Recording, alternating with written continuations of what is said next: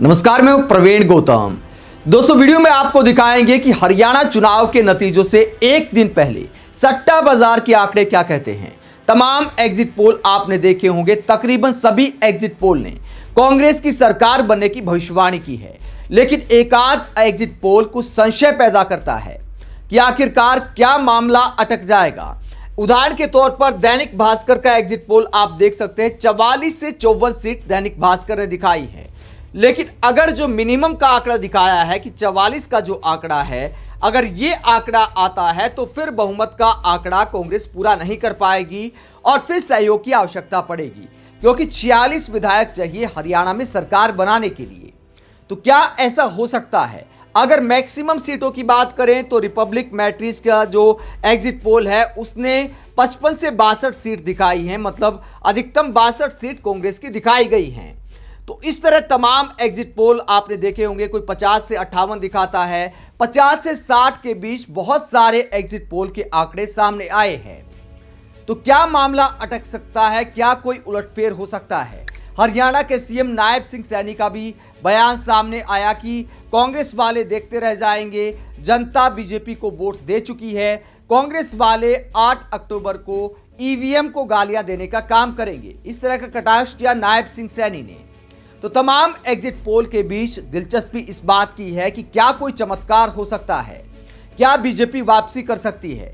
तो हम आपको वो एग्जिट पोल दिखाते हैं, वो आंकड़े दिखाते हैं जहां पैसा लगता है। तो कई सारे लोगों के दिमाग में अगर कोई संशय है, बहुत सारे पार्टी के समर्थक अपनी विचारधारा के हिसाब से भी सोचते हैं कि क्या चमत्कार हो सकता है, तो हम आपको दिखाते सट्टा बाजार के आंकड़े।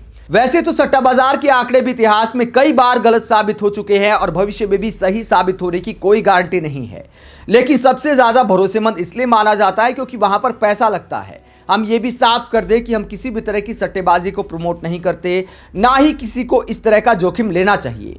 लेकिन राजनीतिक जो जिज्ञासा है कई लोगों की, तो उसको शांत करने के लिए कुछ आंकड़े आपको दिखाते हैं कि सट्टा बाजार में आखिरकार क्या भविष्यवाणी की जा रही है। वेबसाइट के कुछ आंकड़े हैं, नाम हम नहीं दिखाएंगे क्योंकि किसी का प्रमोशन नहीं करना है।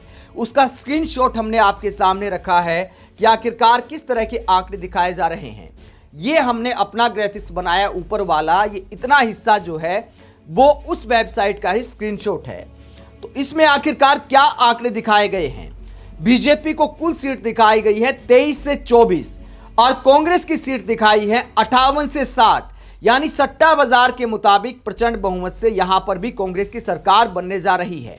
ये आज के ही आंकड़े हैं, रिजल्ट से एक दिन पहले के आंकड़े हैं। सट्टा बाजार के आंकड़ों में हरियाणा में तो पिक्चर साफ है, लेकिन जम्मू कश्मीर की क्या हालचाल है। अगर तमाम एग्जिट पोल की बात करें तो अब तक तमाम एग्जिट पोल ने बहुमत के करीब का आंकड़ा कांग्रेस गठबंधन को दिखाया है। 200 सी वोटर का एग्जिट पोल दिखाता है कि जो कांग्रेस और एनसी का गठबंधन है उसे 40 से 48 सीट मिल सकती है, यानी बहुमत मिल भी सकता है और कसर भी रह सकती है।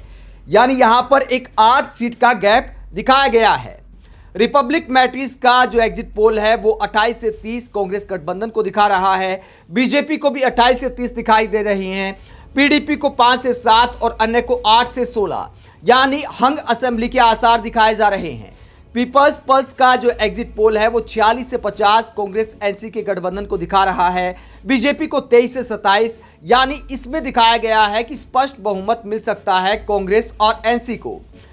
और इसके अलावा दैनिक भास्कर का एग्जिट पोल दिखाता है कि 35 से 40 कांग्रेस गठबंधन को, बीजेपी को 20 से 25 सीटें, पीडीपी को 4 से 7 सीट और अन्य को 12 से 16 सीट, यानी दैनिक भास्कर के एग्जिट पोल में भी हंग असेंबली आने के आसार है, मिली जुली सरकार बन सकती है।